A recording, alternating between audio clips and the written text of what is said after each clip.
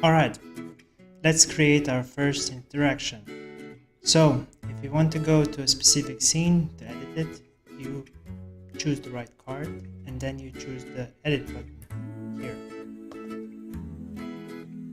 Everything that you have to do now is double click somewhere and then select one of the functions from the left side. I'll just go with transition hotspot. Here I give it a title.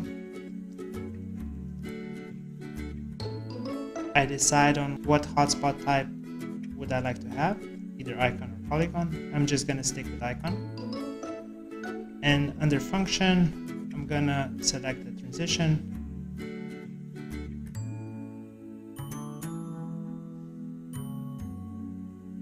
Click next. Then here I can change the styling, but I'm fine with what I have. And then once I'm done with it, I just click apply. And that's it. And here's our hotspot.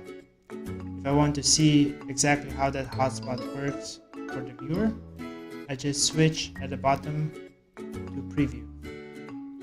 And now I can interact with it the same way as the